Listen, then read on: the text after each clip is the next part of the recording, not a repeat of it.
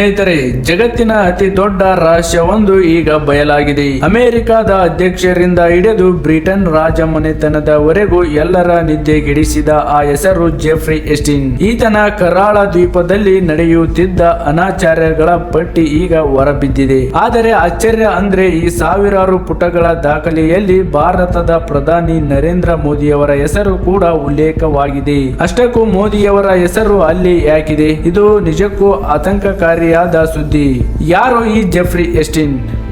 Jeffrey ಎಸ್ಟಿನ್ ಮೇಲ್ನೋಟಕ್ಕೆ ಒಬ್ಬ billionaire. ಆದರೆ ಈತನ ಅಸಲಿ ಮುಖ ಜಗತ್ತಿಗೆ ಗೊತ್ತಾಗಿದ್ದು 2005ರಲ್ಲಿ. ತನ್ನ ಖಾಸಗಿ ದ್ವೀಪದಲ್ಲಿ ಅಪ್ರಾಪ್ತ ಬಾಲಕಿಯರ ಮೇಲೆ ದೌರ್ಜನ್ಯ ಎಸಗುತ್ತಿದ್ದ ಈತ ಜಗತ್ತಿನ ಪ್ರಭಾವಿ ವ್ಯಕ್ತಿಗಳನ್ನು ತನ್ನ ಬಲೆಯಲ್ಲಿ ಸಿಲುಕಿಸಿಕೊಂಡಿದ್ದ. ದೊಡ್ಡ ದೊಡ್ಡ ವಿಜ್ಞಾನಿಗಳು, ನಟರು ಮತ್ತು ರಾಜಕಾರಣಿಗಳು ಈತನ ಲೋಲಿಟೋ ಎಕ್ಸ್ಪ್ರೆಸ್ ವಿಮಾನದಲ್ಲಿ ಆ ಪಾಪದ ದ್ವೀಪಕ್ಕೆ ಹೋಗುತ್ತಿದ್ದರು ಅನ್ನುವುದು ಈಗ ಸಾಬೀತಾಗಿದೆ. ಮೋದಿಯವರ ಹೆಸರು ಬಂದಿದ್ದು ಹೇಗೆ?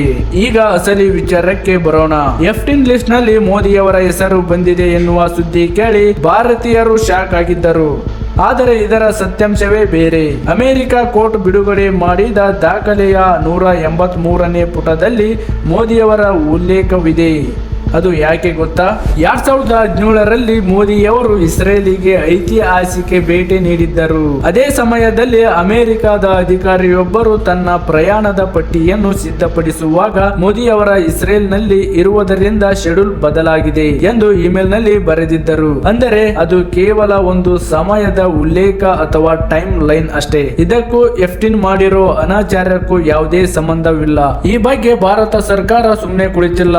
ವಿದೇಶಾಂಗ ಇಲಾಖೆಯು ಇದನ್ನು ಅತ್ಯಂತ ಕಠಿಣವಾಗಿ ಖಂಡಿಸಿದೆ. ಇದೊಂದು ಕಸದ ಬುಟ್ಟಿಗೆ ಎಸೆಯುವಂತ ಸುದ್ದಿ. ಮೋದಿಯವರ ಹೆಸರನ್ನು ಈ ರೀತಿ ತಳುಕು ಹಾಕುವುದು ದುರುದ್ದೇಶಪೂರಿತ ಎಂದು ಸ್ಪಷ್ಟನೆ ನೀಡಿದೆ. ಆದ್ದರಿಂದ ಸೋಷಿಯಲ್ ಮೀಡಿಯಾದಲ್ಲಿ ಹರಡುತ್ತಿರುವ ಸುಳ್ಳು ಸುದ್ದಿಗಳನ್ನು ನಂಬಬೇಡಿ. ಹಣ ಮತ್ತು ಅಧಿಕಾರವಿದ್ದರೆ ಏನನ್ನು ಮಾಡಬಹುದು ಅಂದುಕೊಂಡಿದ್ದ ಎಫ್ಟಿನ್ ಜೈಲಿನಲ್ಲಿ ಅಂತ್ಯ ಕಂಡ.